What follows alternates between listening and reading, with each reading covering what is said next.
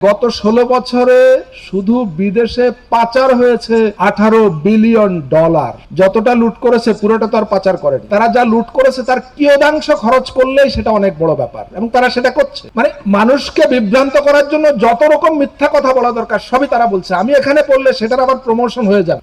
আমি শুধু একটা বিষয় আপনাদের দৃষ্টি আকর্ষণ করে আমার কথা শেষ করব। এখানে লেখা হয়েছে গণভোটের প্রচার ও ভোটার উদ্বুদ্ধকরণ।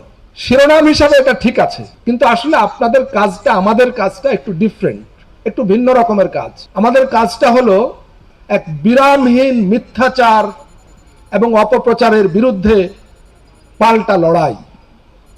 আমরা জানি পতিত পলাতক ফ্যাসিবাদীরা তারা বাংলাদেশের অর্থনৈতিক ব্যবস্থা থেকে লক্ষ কোটি টাকা লুটপাট করে পাচার করেছে।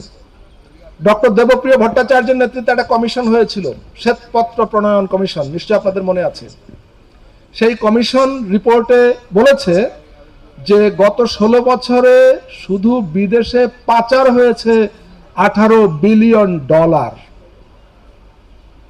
যতটা লুট করেছে পুরোটা তো আর পাচার করেনি, তার মানে লুটের পরিমাণটা আরো অনেক বেশি। 18 বিলিয়ন ডলার তারা পাচার করেছে।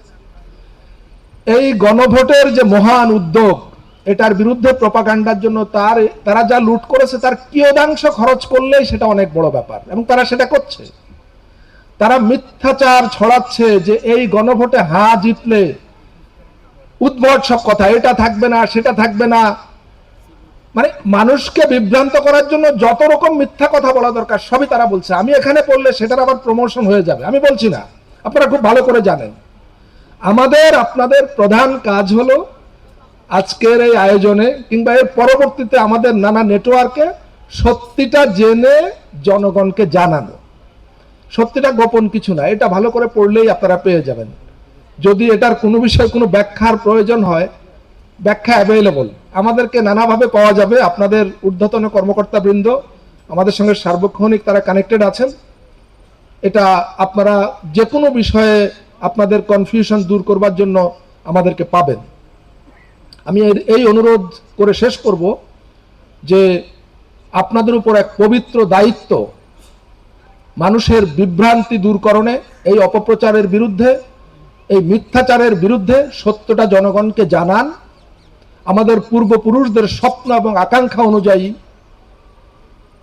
আমাদের সেই কাঙ্ক্ষিত স্বচ্ছতা এবং জবাবদিহিতামূলক আধুনিক গণতান্ত্রিক রাষ্ট্র বিনির্মাণের যে পদক্ষেপ, আমরা এটাকে সবাই মিলে সফল করি।